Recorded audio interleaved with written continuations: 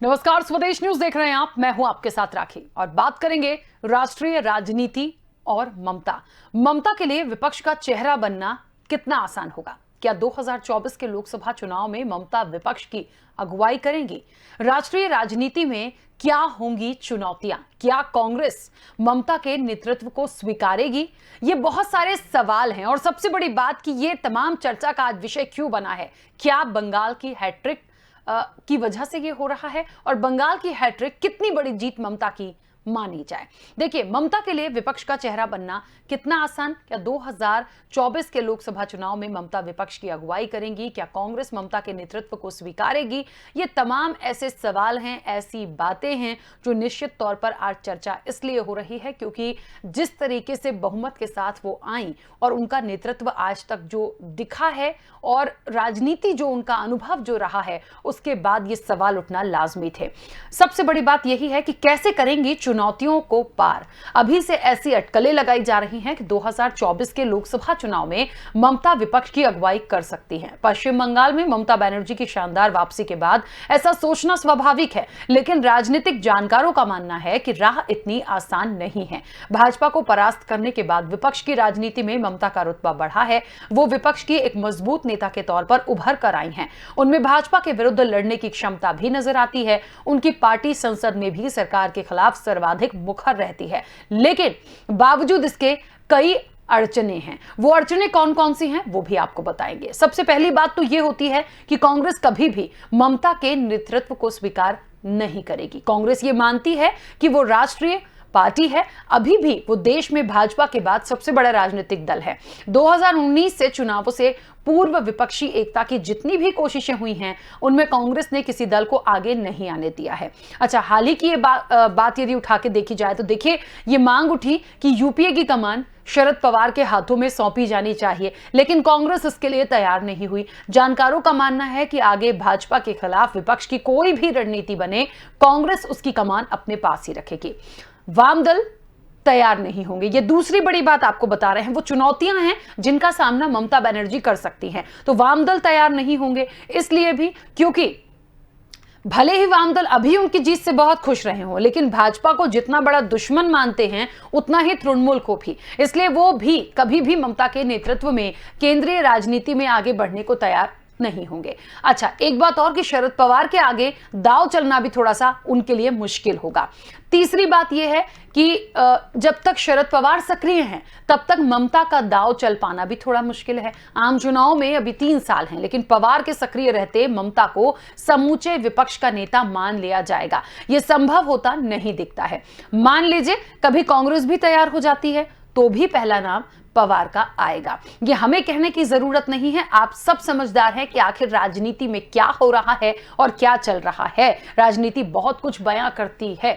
दूसरे राज्यों में भी तृणमूल को मजबूती दिखानी होगी, ये एक बड़ी वजह और सामने मानी जा सकती है। चौथी बड़ी बात, विशेषज्ञों का कहना है कि ममता बनर्जी यदि केंद्र की राजनीति में सक्रिय होती हैं तो उन्हें अगले 3 साल में अपनी पार्टी को कुछ और राज्यों में भी खड़ा करना चाहिए। इससे बंगाल से बाहर की जनता में उनकी स्वीकार्यता बढ़ेगी, जिससे वो राष्ट्रीय नेता के रूप में उभर कर आएंगी। ये वो महत्वपूर्ण बातें थी, देखिए, जो निश्चित तौर पर ममता बनर्जी के लिए जरूरी भी हैं और उन जरूरतों के साथ साथ 3-4 बातें हैं कि यदि उनको एक राष्ट्रीय राजनीति के चेहरे के रूप में देखें तो क्या आने वाला समय या 2024 के लोकसभा चुनाव में क्या वो इसकी अगुवाई करेंगी?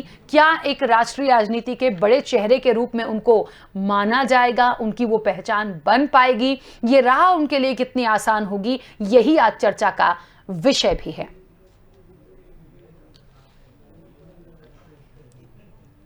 तो आपको बता दें कि ममता के लिए विपक्ष का चेहरा बनना कितना आसान होगा, बड़ा सवाल है। क्या 2024 के लोकसभा चुनाव में ममता विपक्ष की अगुवाई करेंगी? यह भी बड़ा सवाल है। राष्ट्रीय राजनीति में क्या होंगी उनके लिए चुनौतियां? क्या कांग्रेस ममता के नेतृत्व को स्वीकारेगी? और आज यदि राष्ट्रीय चेहरे के रूप में उनकी पहचान पर हम चर्चा करने बैठे हैं तो क्या इसकी वजह बंगाल की हैट्रिक है? बहुत सारे सवाल हैं जिसके हम जवाब लेंगे, कुछ विशेषज्ञ हमारे साथ जुड़ेंगे, लेकिन आपको बता दें कि कुछ चुनौतियां जरूर हैं और उन चुनौतियों के बारे में भी एक बार फिर से आपको बता दें कि कांग्रेस जो है वो कभी भी ममता के नेतृत्व को स्वीकार नहीं करेगी। इसकी वजह एक ये हो सकती है कि भारतीय जनता पार्टी के बाद यदि किसी दूसरे राष्ट्रीय दल के रूप में देखा जाए तो वो कांग्रेस पार्टी है, तो वो कभी भी इस चीज को आगे नहीं आने देगी। देखिए, आप समर्थन सपोर्ट कितना करते हैं अलग बात है, लेकिन खुलकर आप अपनी कुर्सी सामने वाले को दे दें, यह राजनीति में कभी संभव होता नहीं दिखा है। वामदल दूसरी बात तैयार नहीं होंगे। एक बात बिल्कुल सही है कि जितने भी वामदल हैं इनकी भी दूसरे स्टेट्स में देखिए बहुत महत्वपूर्ण भूमिका है। सामने बहुत खुश हो रहे हैं ममता की जीत के लिए, लेकिन जितना भारतीय जनता पार्टी को नकारते आए हैं उतना ही जब जगह बनानी होगी तो इन्हें भी आगे बढ़ने नहीं देंगे। सबसे बड़ी बात यह भी है कि शरद पवार के आगे भी थोड़ा सा उनके लिए दांव चलना मुश्किल होगा।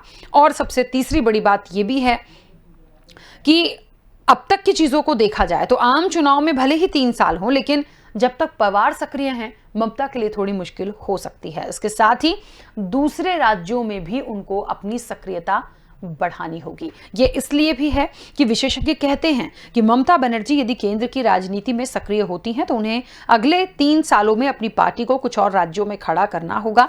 बंगाल से बाहर की जनता में उनकी स्वीकार्यता बढ़ेगी और उनको ये करना होगा। तब आप एक राष्ट्रीय राजनीति के एक राष्ट्रीय चेहरे के को लेकर राजनीति में खास तौर पर आप उस मुकाम में उसका प्रतिनिधित्व कर पाएंगे। अब सवाल यही है कि ये जो चुनौतियों की हम बात कर रहे हैं इसके अलावा भी क्या कुछ और है, क्या इसके पीछे कुछ और है, क्या इन चुनौतियों को पार कर पाएंगी ममता बनर्जी? यही सारे बड़े सवाल हैं।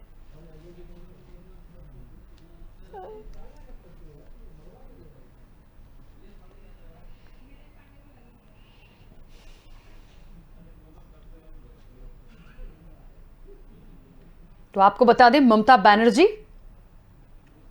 जिन्होंने इस बार बंगाल में हैट्रिक लगाकर यह तो साबित कर दिया कि बंगाल में सिर्फ शेरनी ही चलेगी और निश्चित तौर पर एक बड़ी जीत के साथ वो आई हैं और जो बहुमत आया है वो वाकई में निश्चित तौर पर देखने लायक था। वो उत्साह, वो प्रचार, वो तमाम चीजें, क्या कुछ नहीं हुआ, लेकिन फिर भी काफी रोचक रहे थे मुकाबले। अब इसके बाद क्योंकि देखिए एक बड़े चेहरे के रूप में एक बात इसलिए भी यहां पर हो रही है क्योंकि ममता बनर्जी ने जिस तरीके से भारतीय जनता पार्टी को धूल चटाई है या उनकी हार हुई है, तो कहीं ना कहीं भारतीय जनता पार्टी की हार मायने रखती है। इसलिए क्योंकि हर वो चेहरा, हर वो पार्टी का बड़ा दिग्गज, नेतृत्व का दिग्गज, संगठन का दिग्गज बंगाल में थे।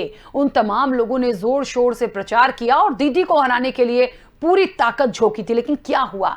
बंगाल की शेरनी बहुत आसानी से इन तमाम चीजों को लेकर निकल गई। और अब बात निश्चित तौर पर यह उठती है कि क्या विपक्ष का चेहरा बनना उनके लिए आसान होगा? ये तमाम बातें बहुत महत्वपूर्ण भी हैं और निश्चित तौर पर अब आगे के इलेक्शन के लिए, क्योंकि आम चुनाव में 3 साल का वक्त हो सकता है, लेकिन 2024 की बात करें, लोकसभा चुनाव में क्या ममता बनर्जी विपक्ष की अगुवाई करेंगी?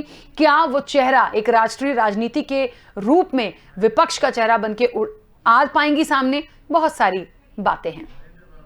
चलिए, और उस वक्त आपको बता दें कि हमारे प्रबंध संपादक नरेंद्र वर्मा हमारे साथ जुड़ गए हैं। नरेंद्र, जिस तरीके से बंगाल की हैट्रिक और आज उस चर्चा ममता बनर्जी की सबसे ज्यादा इसीलिए हो रही है कि एक तो हैट्रिक, दूसरा उनका नेतृत्व, उनका वर्चस्व, और अब यह सवाल उठना लाजमी है कि यदि सबसे बड़े राजनीतिक दल में भारतीय जनता पार्टी है तो क्या ममता विपक्ष का चेहरा बनना उनके लिए आसान होगा आने वाले इलेक्शंस में? राखी, बिल्कुल जिस तरीके से बंगाल में विजय के बाद में, और बंगाल में कहना चाहिए कि जिस तरीके से उन्होंने पार्टियों का सफाया कर दिया, चाहे हालांकि भाजपा वहां पर मजबूत दिखी, लेकिन जिस तरीके से कांग्रेस और लेफ्ट का सफाया हुआ है, उसके बाद विपक्ष की राजनीति में ममता का रुतबा जरूर बढ़ा है। वह विपक्ष की एक मजबूत नेता के तौर पर उभर कर सामने आई है। और अगर कहा जाए कि भाजपा के विरुद्ध लड़ने की क्षमता को लेकर अगर कहा जाता है तो वहां पर ममता अलग थलग पड़ी थी, अकेली पड़ी थी, लेकिन जिस तरीके से उन्होंने पूरे चुनाव को लड़ा, और कहना चाहिए कि ममता के नेतृत्व को अब नेतृत्व का लोहा भी अन्य पार्टियां मानने लगी हैं। लेकिन पहली बात है राखी कि जैसे कि ममता बनर्जी के नेतृत्व की बात करें तो कांग्रेस कभी भी ये पूरा नेतृत्व स्वीकार नहीं करेगी, क्योंकि कांग्रेस की जो स्थिति है वो बेहद खराब चल रही है। देश भर में देखा जाए या चुनावी परफॉर्मेंस को देखा जा रहा है कि तो अपने आप में कांग्रेस की स्थिति भयावह बनी हुई है। कहना चाहिए कांग्रेस अपनी खुद की जमीन तलाश रही है। लेफ्ट की बात करें तो लेफ्ट की भी स्थिति अगर देखा जाए तो लेफ्ट विचारधारा बंगाल में एकदम से खत्म हो गई है, कहना चाहिए। लेकिन और जो विपक्षी पार्टियां हैं या क्षेत्रीय पार्टियों की बात करें हम, तो जैसे समाजवादी पार्टी का कहना चाहिए यूपी में आपस में कहना चाहिए विवाद हुआ, या वही बहुत सारी चीजें उनके आपसी उठापटक हुई, चाहे अखिलेश की बात करें या मुलायम की बात करें, कई चीजें हुई। लेकिन अगर क्षेत्रीय दलों की बात की जाए तो आज के समय में टीएमसी एक मजबूत दल बन के उभरी है। क्योंकि अगर बंगाल की बात की जाए तो बंगाल में पूरी बीजेपी ने पूरी ताकत लगा दी थी, कहना चाहिए। तो बीजेपी ने ताकत जहां पे लगाई तो बीजेपी तो 3 से 75-78 सीटों पर पहुंच गई। लेकिन और जो पार्टियां हैं, कांग्रेस इसको लेके अपनी वाहवाही कर ले और खुश को ले कि भाई वहां पे बीजेपी की हार हो गई, और कांग्रेस में भी इस तरीके की बातें उठना शुरू हो गई है राखी कि कब तक हम मोदी की हार को, बीजेपी की हार को एंजॉय करते रहेंगे, कब तक हम उस पर तालियां बजाते रहेंगे। तो एक ये बड़ी बात ये भी है कि कांग्रेस अपनी चिंता करे। लेकिन अगर विपक्ष की मजबूती की बात की जाए तो राखी सबसे बड़ी अड़चन, अगर मान लीजिए केंद्रीय सत्ता की बात करें या नेशनल पॉलिटिक्स की बात करें, तो कहीं ना कहीं ममता को कांग्रेस कभी स्वीकार नहीं करेगी। क्योंकि कांग्रेस खुद एक कहना चाहिए कि व्यक्ति विशेष की पार्टी है, गांधी परिवार से हमेशा जुड़ी रही है और गांधी परिवार के लोगों को ही यहाँ तवज्जो दी जाती है। तो कांग्रेस कभी नहीं चाहेगी कि केंद्रीय नेतृत्व में कहीं भी ममता बनर्जी बहुत बड़े पद पर या कद पर आ पाए। तो ये सब बातें हैं जो ममता के लिए कहना चाहिए कि बड़ी मुश्किलें पैदा कर सकती हैं। दूसरी तरफ अगर बात की जाए राखी के जीत पर वामदल खुश देख रहे हैं ममता की जीत पर, लेकिन वह भाजपा को जितना बड़ा दुश्मन मानते हैं उतना ही तृणमूल कांग्रेस को मानते हैं। तो वो भी एक अपने आप में एक बड़ी बात है। एक और बड़ी बात है कि नेतृत्व में केंद्रीय राजनीति में कद बढ़ने की बात है तो ममता अपना कद बढ़ा चुकी है। लेकिन शरद पवार के आगे दाव लगाना मुश्किल होगा। जिस तरीके से अपन थर्ड फ्रंट की बात करते हैं, बंगाल के चुनाव के पहले जैसे कि पूरे विपक्ष ने एक होने की बात की थी, सभी दल एक मंच पे पहुंचे थे। लेकिन अगर एक हिसाब से देखा जाए तो महाराष्ट्र में या तीसरे दल के तौर पर शरद पवार सक्रिय है, तब ममता का दांव चल पाना मुश्किल है। क्योंकि कई ऐसे नेता हैं जो ममता की राह में रोड़े अटका सकते हैं। बिल्कुल, चलिए सारी बातें जो दिक्कत दे सकती है ममता को। बिल्कुल, चलिए नरेंद्र, बहुत शुक्रिया पूरी जानकारी के लिए, पूरी बातचीत के लिए। और उस वक्त आपको बता दें, इस पूरी चर्चा में हमारे साथ भारतीय जनता पार्टी का पक्ष रखने के लिए बंगाल से नवीन मिश्रा जी जुड़ गए हैं। नवीन जी, बहुत स्वागत चर्चा में शामिल होने के लिए।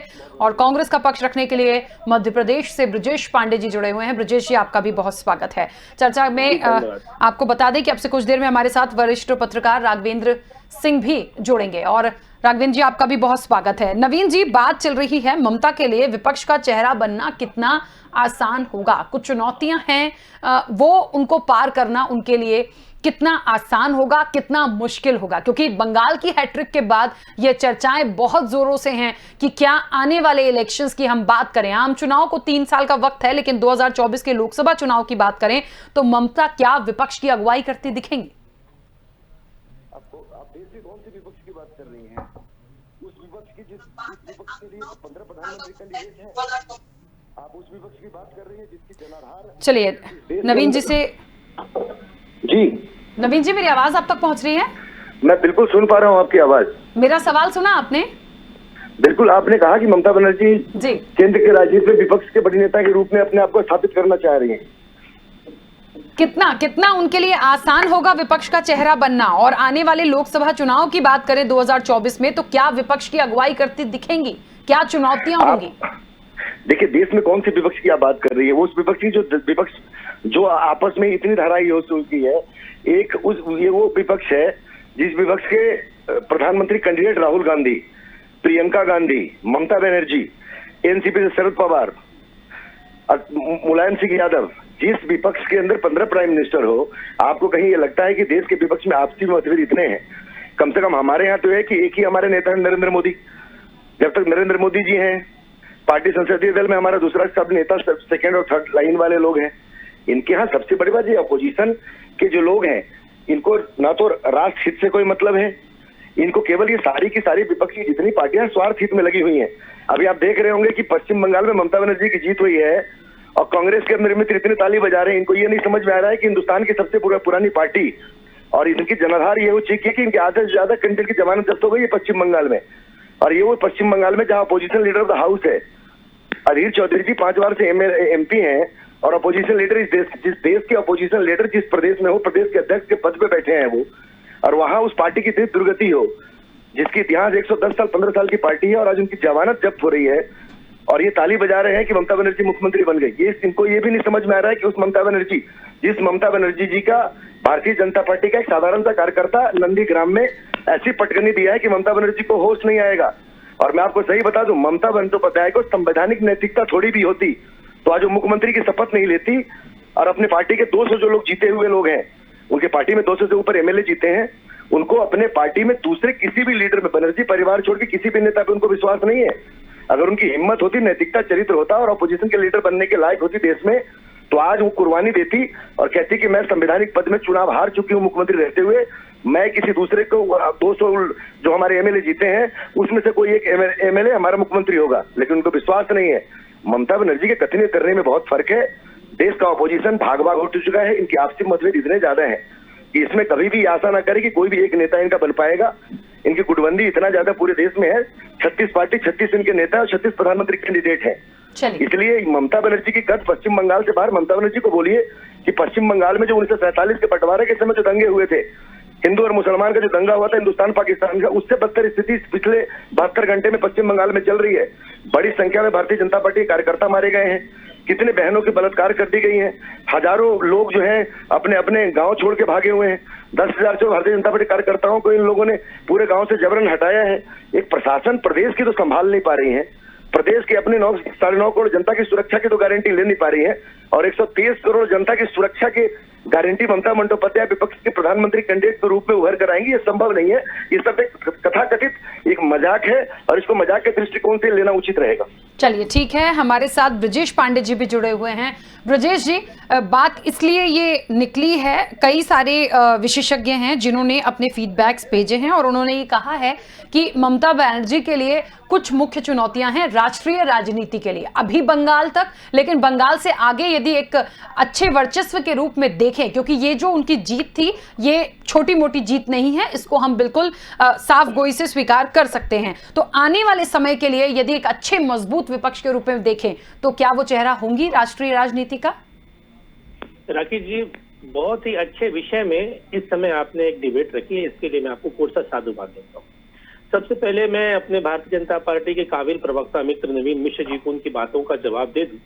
शायद इन्होंने रामायण की वो दोहे नहीं पढ़े हैं जिसमें साफ तौर से लिखा गया है कि मत कीरित गति भूत भुलाई, जब जेहि जतन जहां जेहि पाई, सो जानब सत्संग प्रभावु लोकों वेत न आन उपाऊ।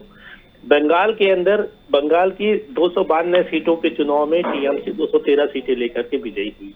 पिछली बार की तुलना में उसे 2 सीटें ज्यादा मिली, पहली बात। दूसरी बात, ये कांग्रेस के बारे में कह रहे थे, टोटली नाल चुनाव उठा के देख ले, चाहे वो पश्चिम बंगाल का रहा हो, चाहे तमिलनाडु का रहा हो, चाहे आसाम रहा हो, चाहे केरल रहा हो, चाहे पुडुचेरी रहा हो, चाहे मध्य प्रदेश का दमोह जिला रहा हो, टोटल सीटों की संख्या 824 थी। 824 सीटों में कांग्रेस अलायंस को 262 सीटें मिली और इनको 230 सीटें मिली, जबकि तृणमूल कांग्रेस 214 सीटें पाई। कम्युनिस्ट के खाते में 93 सीटें आई हैं, अन्य के खाते में 26 सीटें गई। तो मेरा मैसेज इससे कहना यह है कि पहले एनालिसिस जब किया जाता है तो तुलनात्मक बातें करने के पहले आंकड़े जरूर देखना चाहिए।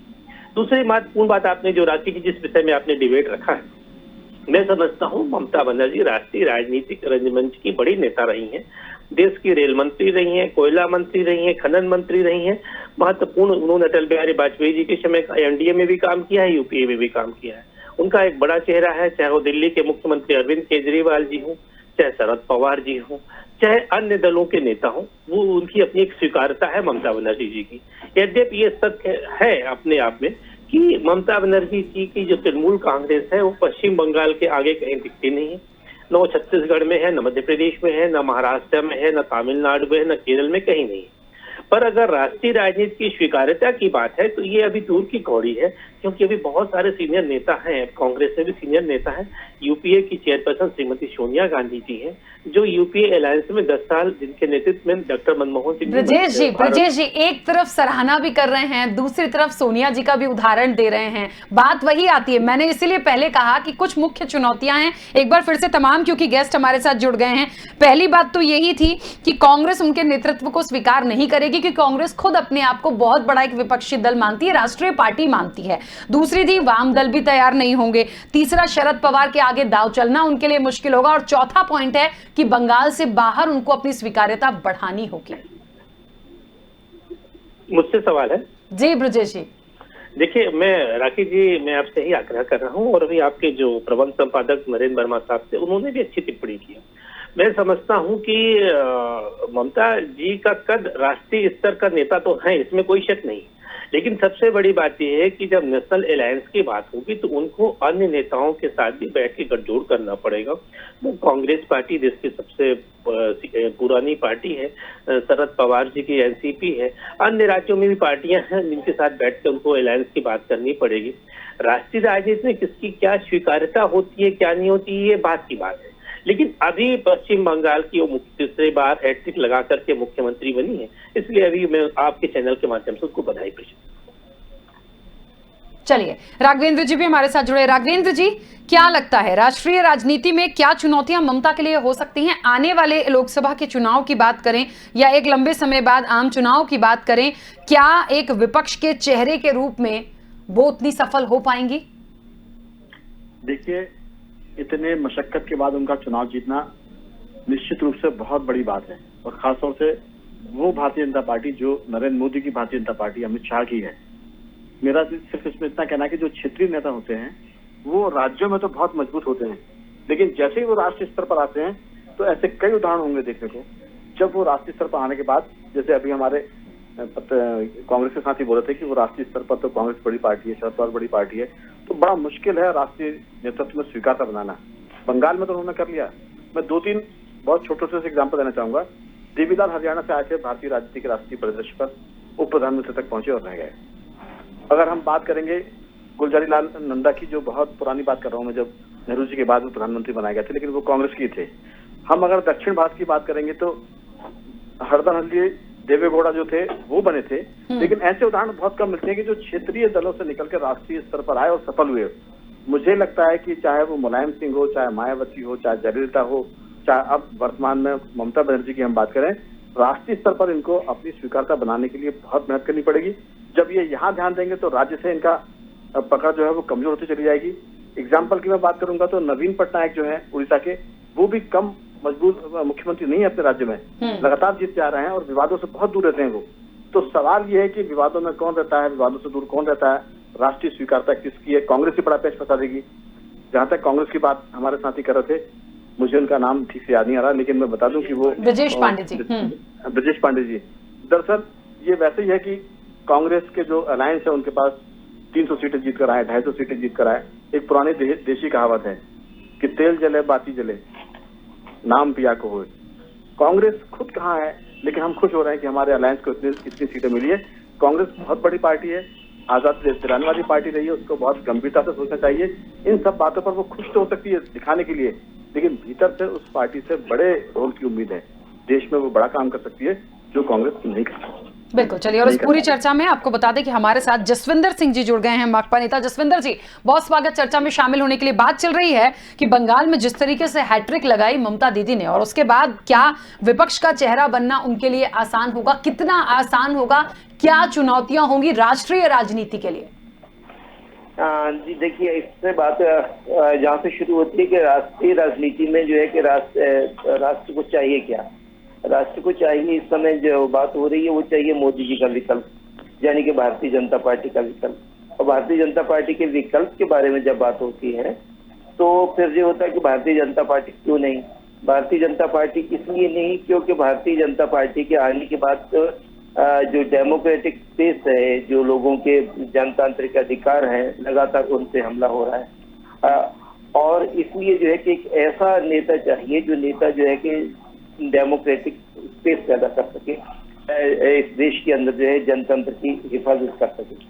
लेकिन हम बंगाल के अंदर क्या देख रहे हैं कि चुनाव जीत गए, उनको बधाई, लेकिन चुनाव जीतने के बाद जिस तरीके से विपक्ष के ऊपर हमले हो रहे हैं, वामपंथी दलों पे हमले हो रहे हैं, भारतीय जनता पार्टी पे भी हमले हो रहे हैं, तो जो भारतीय जनता पार्टी पूरे देश में कर रही है उसका वह उसी का अनुसरण है कि ममता जी जो है कि वो अपने राज्य के अंदर कर रही हैं।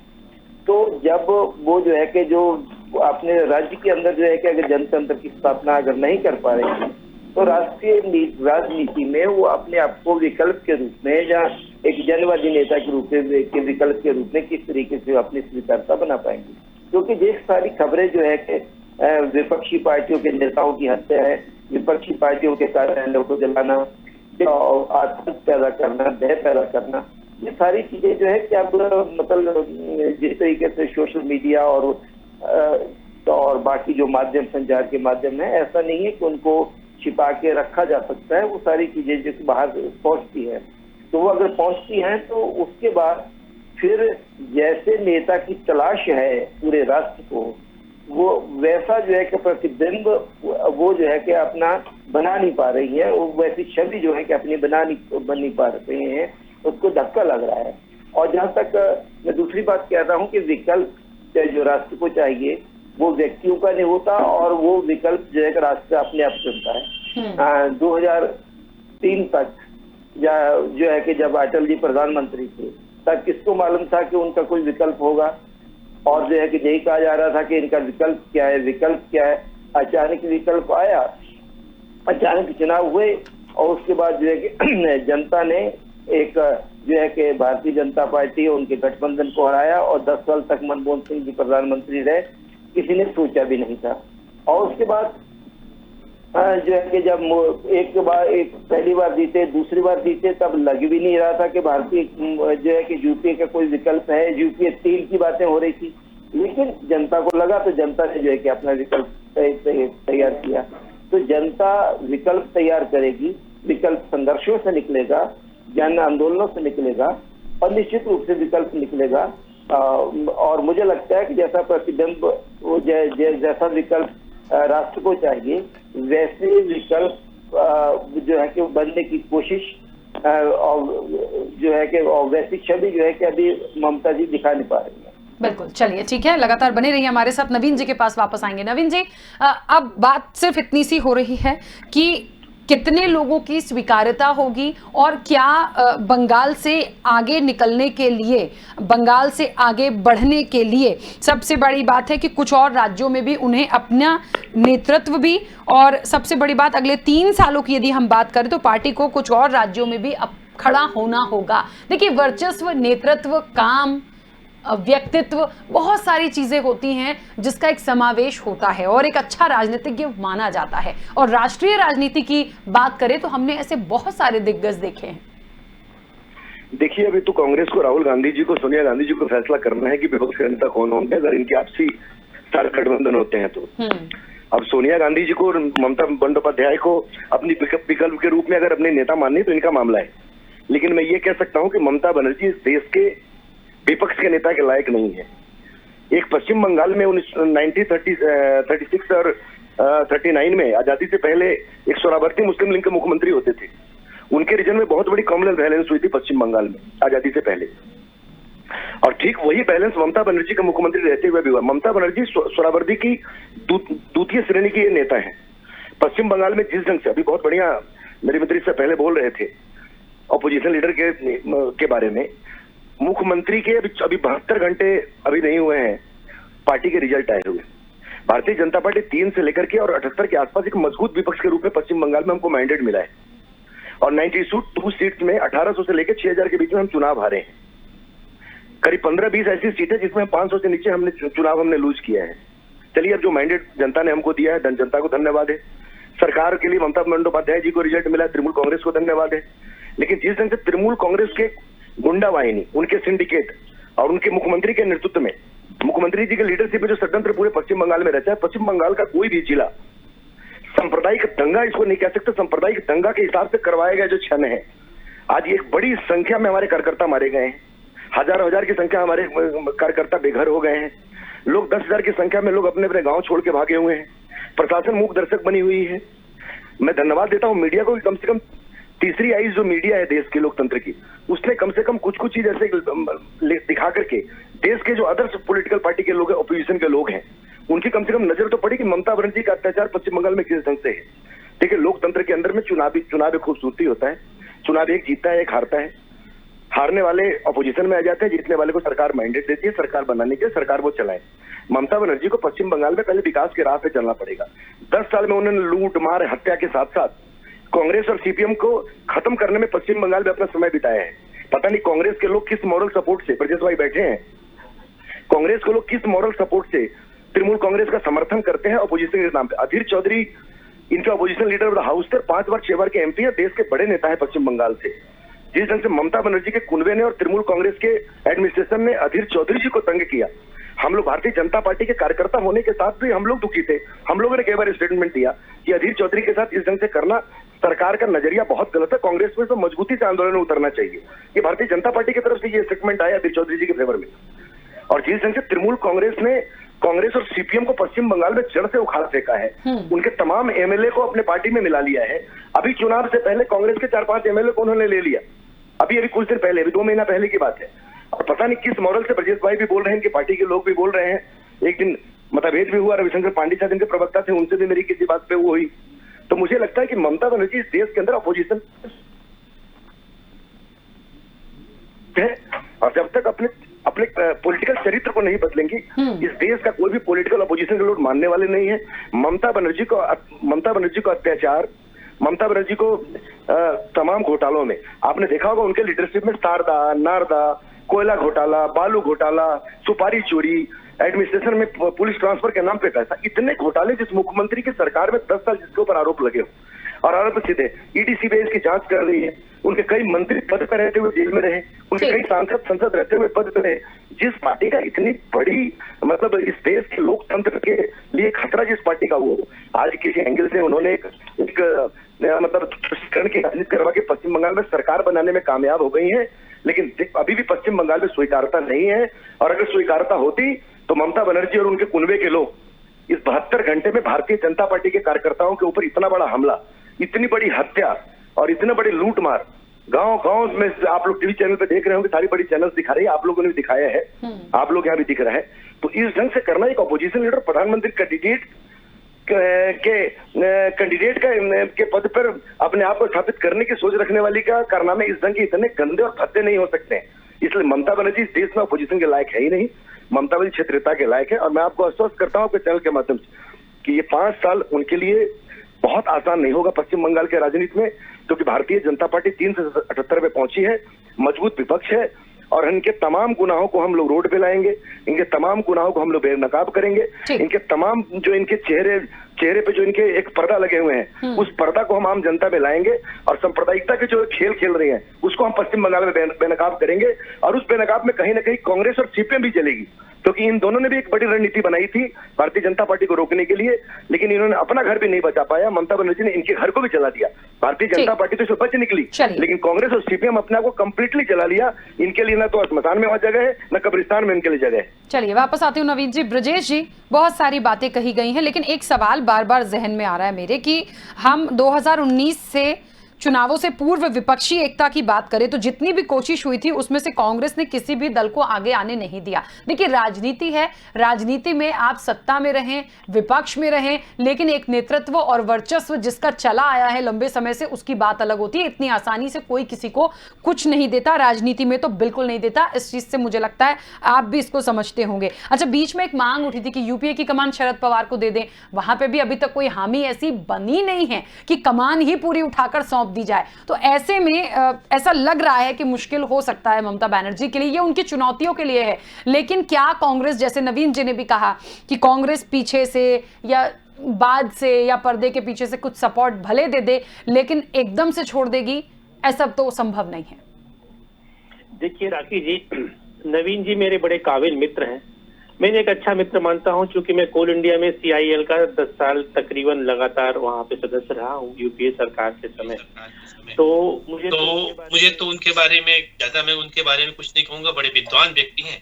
लेकिन नवीन जी को उसके साथ एक चीज और जोड़ देना चाहिए था कि जिसके मामले में देश की सुप्रीम कोर्ट ने कहा हार्स ट्रेडिंग को लेकर के, तो हार्स ट्रेडिंग की बात भी जोड़ना चाहिए था, क्योंकि भारतीय जनता पार्टी जिन चीजों में सिद्धस्त है, चाहे वो कर्नाटक का मामला रहा हो, चाहे पुराना आसाम का मामला उठाइए, महाराष्ट्र देखिए, गोवा देखिए, हरियाणा देखिए, पुडुचेरी देखिए, सभी जगह इन लोगों ने तोड़-फोड़ करके सरकार बनाई।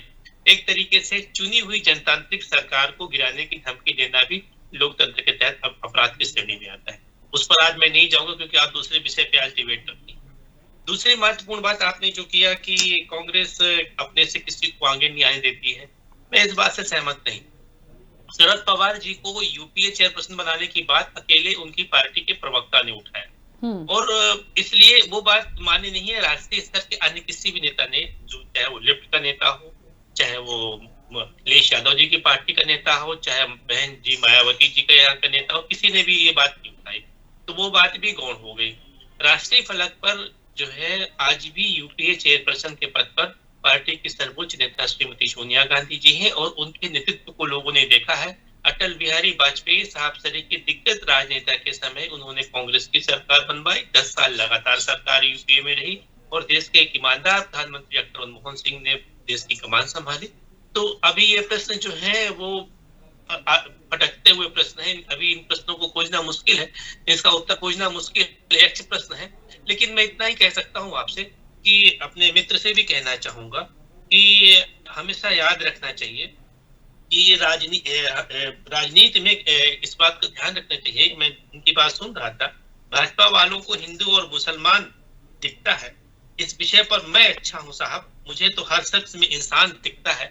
एक चुनी हुई सरकार के मुखिया, तीसरी बार मुखिया ममता बनर्जी जी को उनको अपनी ओर से सब शुभकामनाएं देना चाहिए था, जो न तो इनके प्रधानमंत्री श्री नरेंद्र मोदी जी ने दिया। इस बात ऑफिशियल ममता जी ने भी कहा कि एक फॉर्मेलिटी के सहित मुझे कम से कम प्रधानमंत्री जी का एक टेलीफोनिक संदेश तो आ जाता, वो भी नहीं आया। तो बहुत चीजें हैं, अब देखिए भविष्य बताएगा क्या होना है क्या नहीं होना है। लेकिन मैं इतना जरूर कहना चाहूंगा, अभी जो है जो राजनीतिक विश्लेषक है, आप जैसे विद्वान एंकर, पूरे देश के विद्वान एंकरों में आपकी भी गिनती होती है राखी जी, मैं समझता हूँ इन सारे लोगों को बैठ के इस विषय पर भी चर्चा करना पड़ेगा, इस विषय पे भी डिबेट करना पड़ेगा कि राष्ट्रीय फलक के जो भी नेतृत्व है, जो भी केसेस हैं, चाहे वो श्रीमती सोनिया गांधी जी हो, चाहे शरद पवार जी हो, चाहे बुद्धदेव भट्टाचार्य, जितने भी बड़े बड़े नेता कम्युनिस्ट के हों, सीताराम येचुरी साहब हो, जितने भी बड़े भाजपा के बड़े नेता अमित शाह जी हो, जितने बड़े नेता हैं या मोदी जी हैं, इनमें से कौन चेहरा जो भाजपा के खिलाफ ऐसा कौन सा चेहरा हो सकता है विपक्ष के रूप में, जो एक देश को करिश्माई नेतृत्व दे सकता है। अभी इस पर भी चिंतन मनन मंथन करने की आवश्यकता। बिल्कुल ठीक बात है, लेकिन ब्रजेश जी सबसे बड़ा मुद्दा तो फिलहाल ममता दीदी का है ना, क्योंकि देखिए भारतीय जनता पार्टी यदि है नंबर 1 पर हम कहते हैं, तो दूसरे नंबर पर विपक्ष के रूप में, विपक्ष में पहला नंबर तो कांग्रेस का ही जाता है, और कहीं ना कहीं पर्दे के पीछे से सपोर्ट भी रहा। मैं बार बार इस बात पे जोर इसीलिए दे रही हूं कि क्या उनको क्योंकि नवीन जी ने सीधे नकार दिया कि वो अपोजिशन के लायक बिल्कुल नहीं है। कांग्रेस का क्या एक स्टेटमेंट मैं इस पर चाहूंगी, है कि नहीं है, समर्थन होगा कि नहीं होगा? देखिए राखी जी, इसके लिए मैं अधिकृत नहीं हूँ, इसके लिए हमारे पार्टी के मुख्य राष्ट्रीय प्रवक्ता रणदीप सिंह सुरजेवाला जी इस सवाल का सही जवाब दे सकते हैं।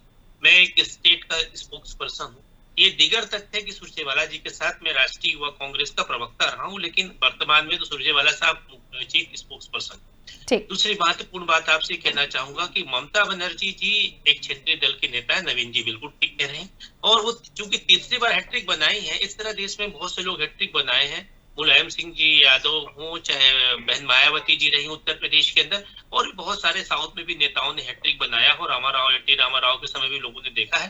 तो ये अभी लोगों ने देवीलाल का भी समय देखा है, इसलिए मेरा अभी इस पर उत्तर देना कोई बहुत ज्यादा तुकबंदी नहीं है।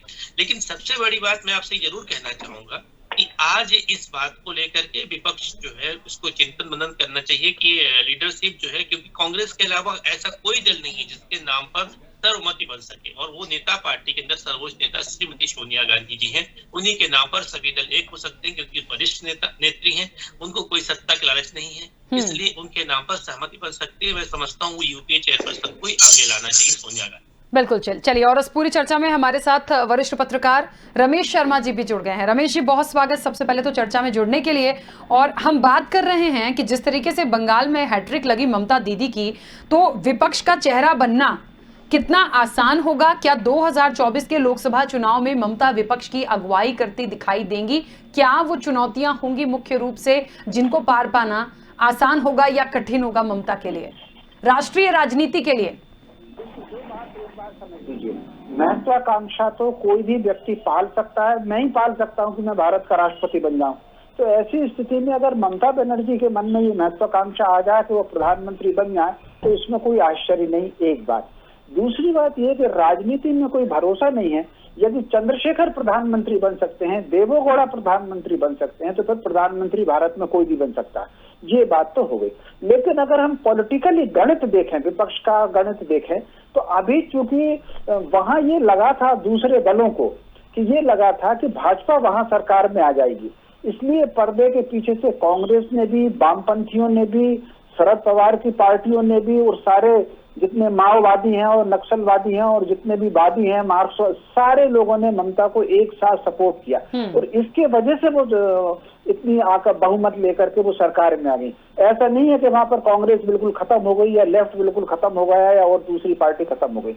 लेकिन क्योंकि लोगों को ये लगा कि भाजपा विरोधी वोट डिवीजन ना हो और एक साथ चला जाए, इसलिए उनको इतनी मिल गई है। एक बात यहाँ पर हुई। अब हम बंगाल की अगर टोटल सीट देखें तो कितनी लोकसभा सीट है और ममता बनर्जी कितनी जीत सकती हैं, तो मुश्किल से वो 15, 20, 22 सीट जीत करके प्रधानमंत्री का दावा नहीं कर सकती। स्वाभाविक रूप से सबसे बड़ा दल जो है वो कांग्रेस का है। तो अगर बाई द वे भाजपा हारती है और विपक्ष का कोई गठबंधन बनता है, तो स्वाभाविक रूप से पहला क्लेम तो कांग्रेस का ही रहेगा।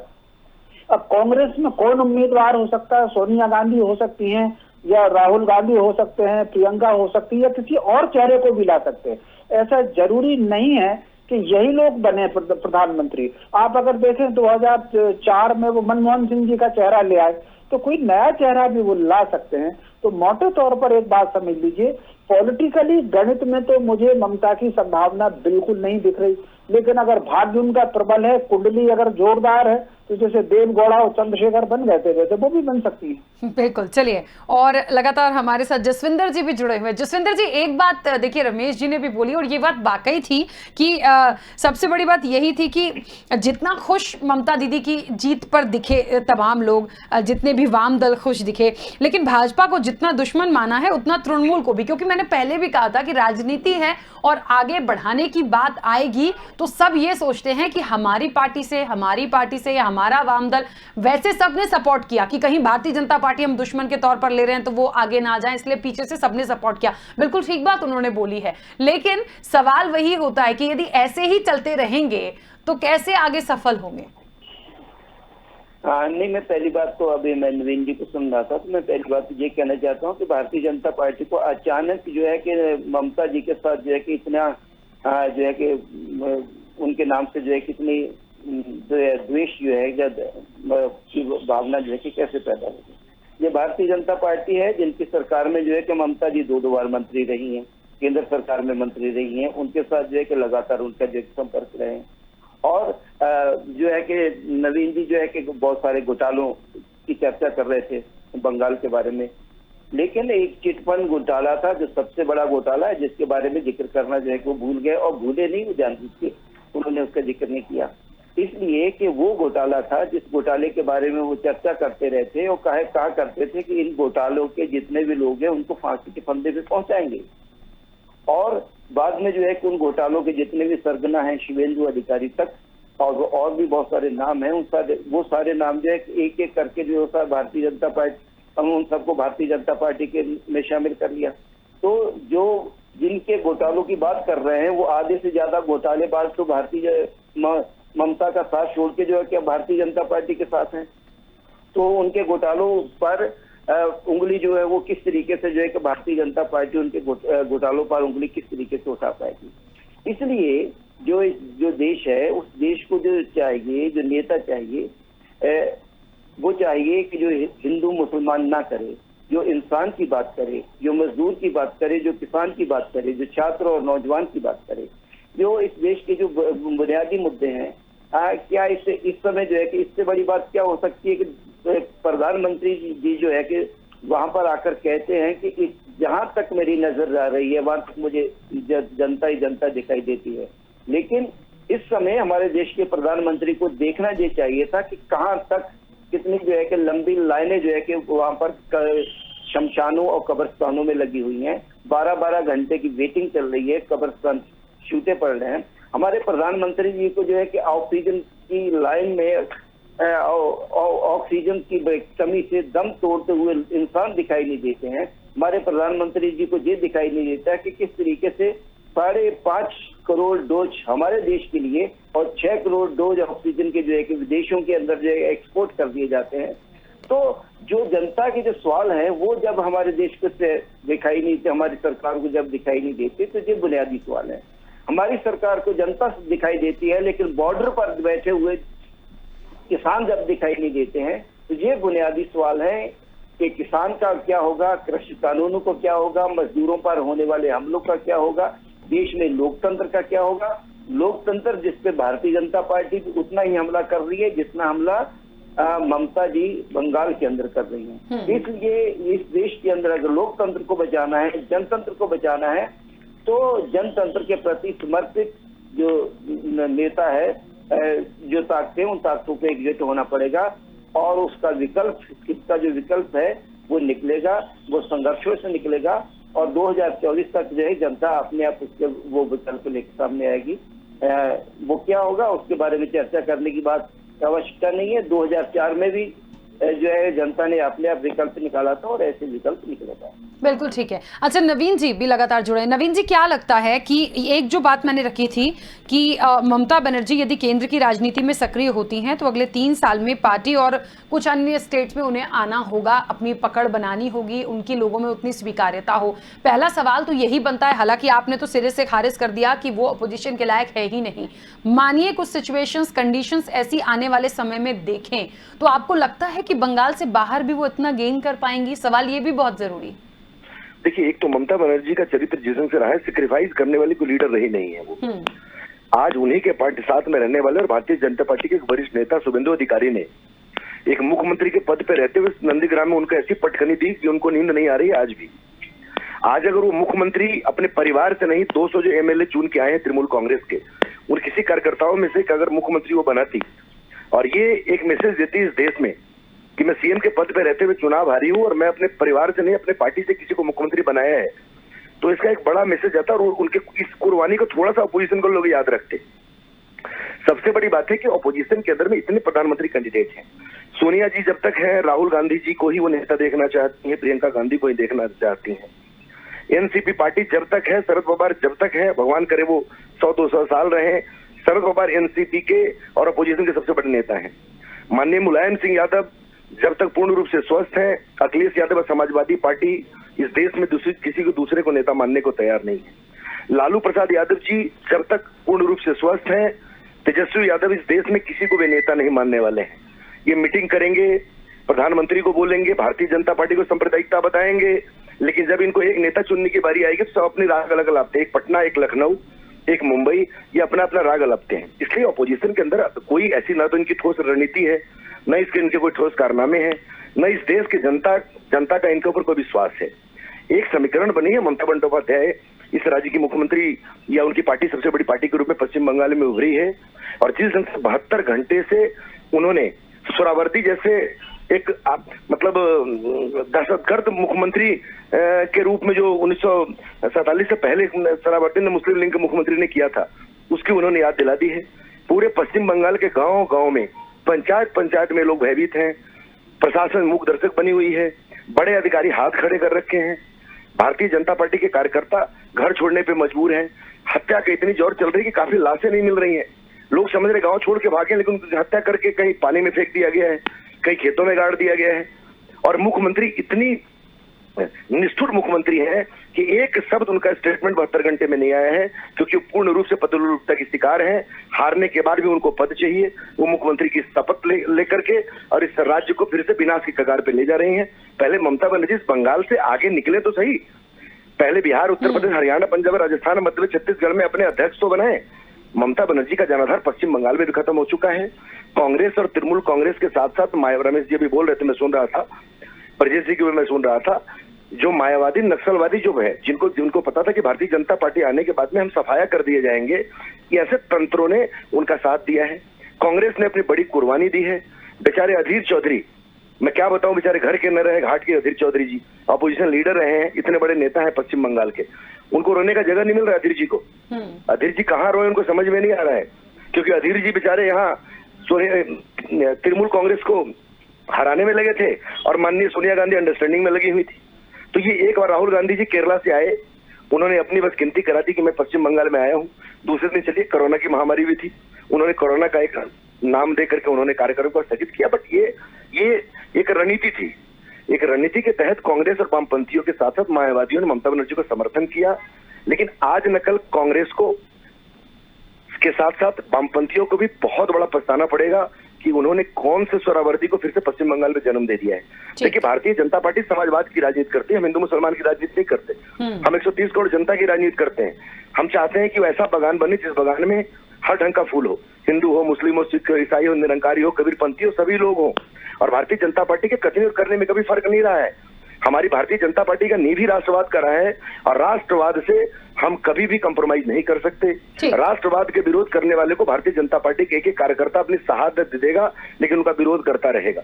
हम कुर्बानी दे रहे हैं, हम कुर्बानी पश्चिम बंगाल में दे रहे हैं, लेकिन हम हार नहीं मान रहे हैं। हमारे कार्यकर्ता मारे जा रहे हैं। कितनी बड़ी तादाद होगी, 1-2 दिन के अंदर में स्वदेश टीवी को भी पता लग जाएगा। बिल्कुल बिल्कुल नवीन जी, ठीक है, चलिए ब्रजेश जी, सवाल मेरा वही रहेगा आपसे भी कि क्या वाकई आने वाले समय में आगे आने के लिए बंगाल से बाहर वर्चस्व, पैठ और क्योंकि नवीन जी ने भी बोला कि वो तो वहीं सिमट गई हैं और उससे ज्यादा कुछ नहीं होगा, वो स्वीकार ही चुके हैं कि उनका कुछ नहीं हो सकता। आपको क्या लगता है, आपका क्या मत है कि क्या वाकई बंगाल से बाहर भी निकलना होगा?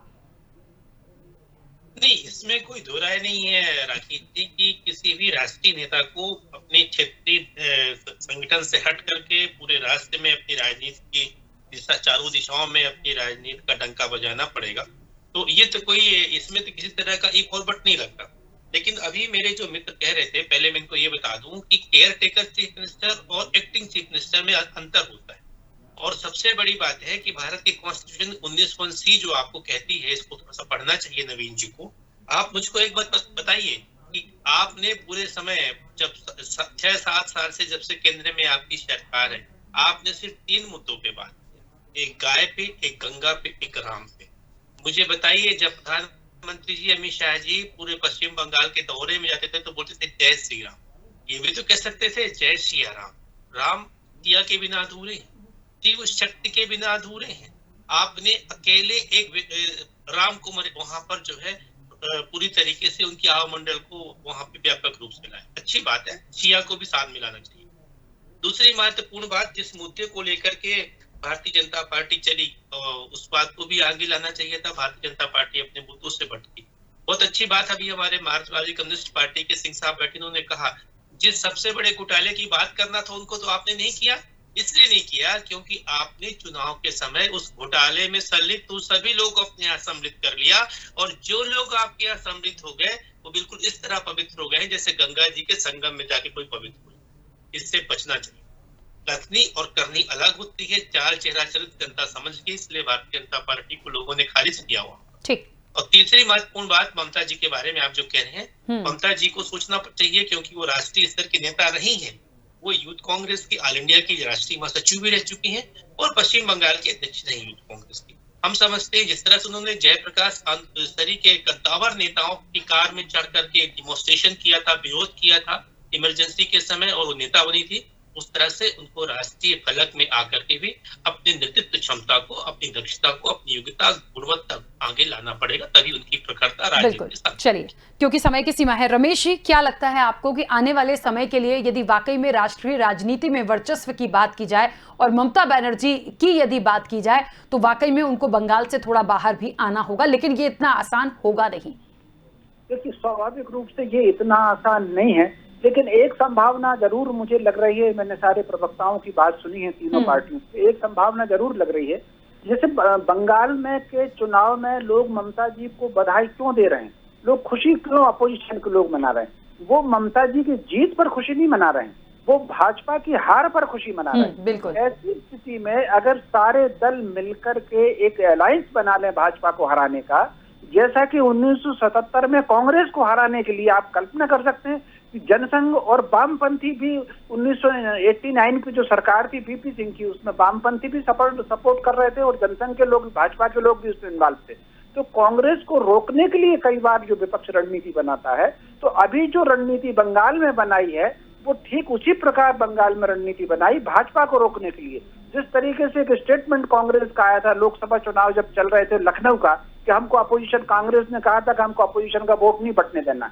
तो कुल मिलाकर के इस तरीके से अगर रणनीति बना करके और ममता का फेस आगे कर दें तो इसमें मुझे संभावना दिखती है। बाकी अपनी ममता जी की अपनी ताकत की वजह से या उनकी अपनी पार्टी की जो लेवल है उसके वजह से मुझे नहीं दिखता कि कोई प्रधानमंत्री की दावेदार हो सकती। केंद्रीय मंत्रिमंडल में आ सकती हैं वो, इसमें कोई शक नहीं, केंद्रीय मंत्रिमंडल में तो कोई भी आ जाएगा, लेकिन प्रधानमंत्री की दावेदार हो सकती हैं, इसमें संभावना इसकी मुझे कम दिखती है। बिल्कुल। चलिए, क्योंकि समय की सीमा है, आप सभी मेहमानों का बहुत शुक्रिया इस चर्चा में शामिल होने के लिए। तो देखिए, बात चल रही थी राष्ट्रीय राजनीति और ममता।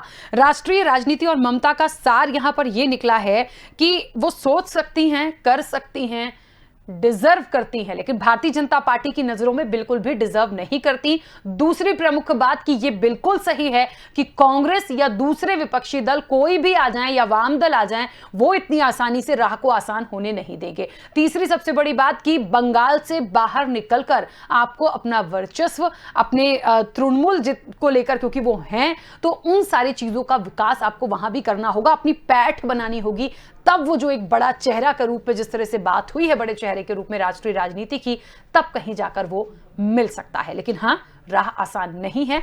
बहरहाल क्या होगा और आगे देखना दिलचस्प होगा। इस चर्चा में इतना ही, दीजिए इजाजत, नमस्कार।